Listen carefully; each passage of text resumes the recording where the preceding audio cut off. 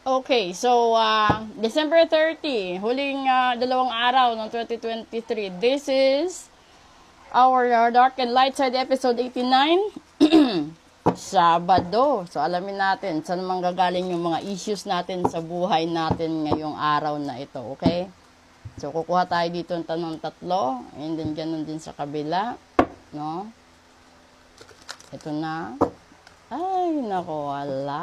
Sana naman kaya manggagaling at ano ang mga solusyon natin dito, okay? Sa gustong magpatanggal ng barang, sumpa, kulam, at gayuma, sabihin nyo lang po, mag-message lang po kayo. At i-discuss po natin yan, isa-isa. Una, ay, barang. Pangalawa, Seven of Cups. And pangatlo, ay, nako, the devil. Okay, ito na yon. So, hindi maganda, no? Yung dahilan kung bakit may problema ka sa araw na ito at posible po problemahin mo yan hanggang pagtawid sa 2024. Dahil may isang tao na ipapabarang ikaw dahil sa sinira mo buhay niya, pangarap niya, no?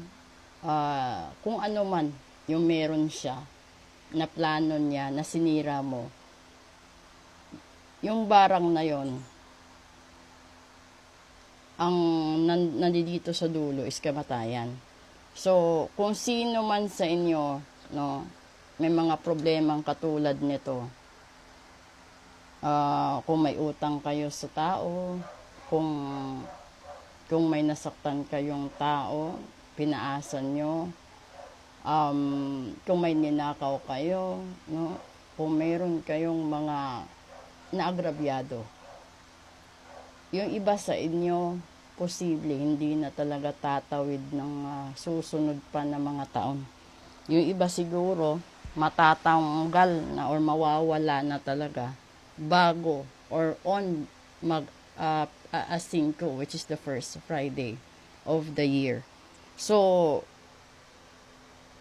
tignan natin dito kung ano yung magiging possible solutions sa araw na ito para sa sitwasyong ito. Okay?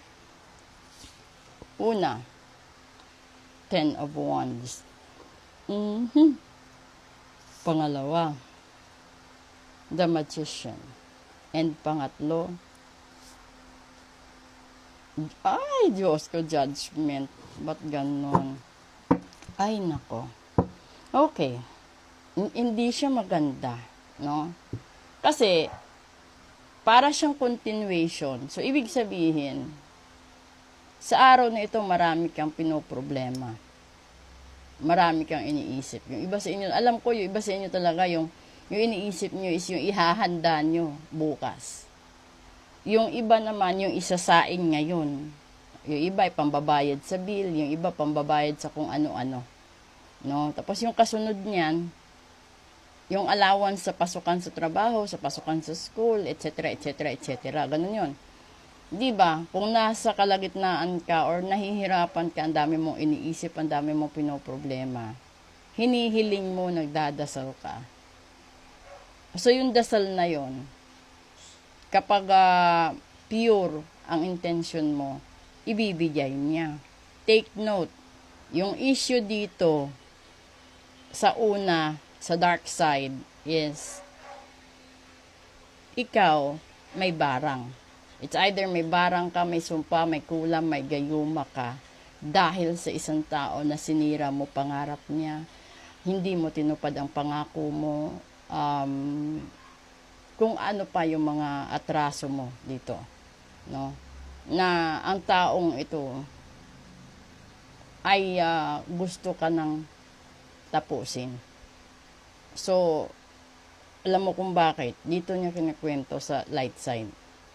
Ito yung hinahangad niya sa'yo na mangyari dahil mabigat na yung dinadanas niya. Posible ito isang tao na kung pinaasa mo na babalikan mo, tapos hindi mo binalikan, no?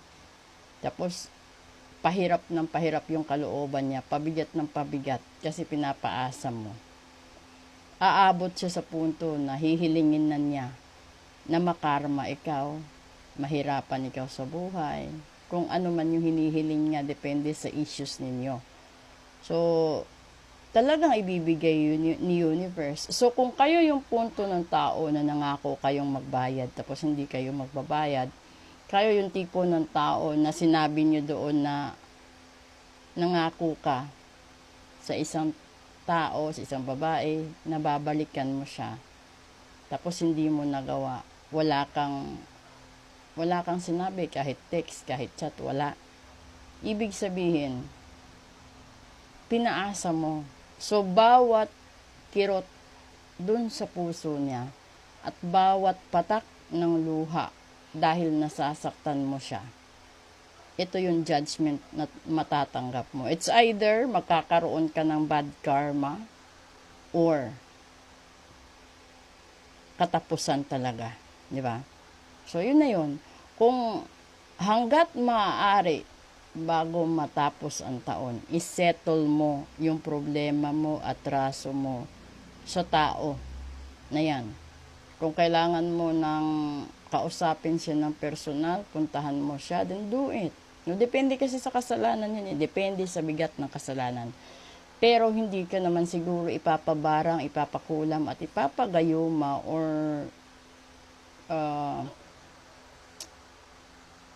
tawag nito, isusumpa. No?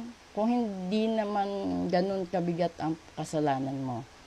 Pero pag ikaw naman, yung tipo ng tao na ang dami mong ginawang kasinungalingan, yung para bang pinaglaruan mo yung lahat ng tao sa paligid mo, pinapaniwala mo sila sa kwento na ikaw lang yung may gawa, kasi ayaw mo madiscover nila yung totoo mo pagkatao, pagkakamali mo, no? Para mapagtakpan ang sarili mong kamalian, gumagawa ka ng kwento at pinapalabas mo na isang tao ang may kasalanan, ibang tao may pagkukulang, ibang tao may pagkakamali at hindi ikaw.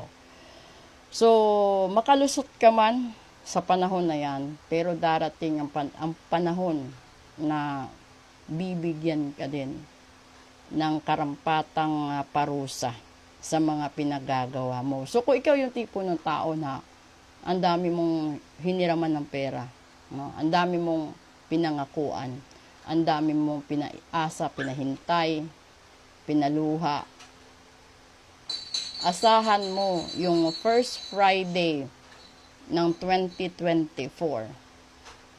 Kapag ikaw napunta sa araw na yan at nagawa niya yung barang at saka ito na-pledge niya at na-manifest niya yung judgment, dalawang cycle ng bad karma, ibig sabihin 20 years kang magdurusa sa kasalanan mo. So, kung gusto mong ipatanggal yan, then itanggal mo. Kung gusto mong ipagamot yan, ipagamot mo. Bago pa magkaroon ikaw ng dalawang cycle ng sakripisyo sa buong buhay mo. At damay yan. Kung sumpa ang ibinigay sa'yo, kawawa ang magiging anak mo, mga anak mo, at mga apo mo dahil mamanahin nila yan hanggang dulo. Kapag ikaw naman nagkaroon ng gayuma at hindi nyo pinatanggal, para siyang sugat, palalim ng palalim, hanggang sa dumating sa punto na kapag hindi niya nakayanan yung gayuma na naibigay sa kanya, posible siyang magpatiwakal sa sarili niya, posible siyang masiraan ng ulo, posible rin na bumagsak ang kalusugan. So, dapat alamin nyo kung gaano kabigat ang kasalanan ninyo bago pa matapos ang taon. At gawin nyo na ang dapat nyong gawin para hindi kayo mamalasin at hindi rin kayo makarma ng 20 years. Okay? So, advance Happy New Year to each and everyone. Please do support my YouTube channel. This is Phoenix Heart. Good afternoon.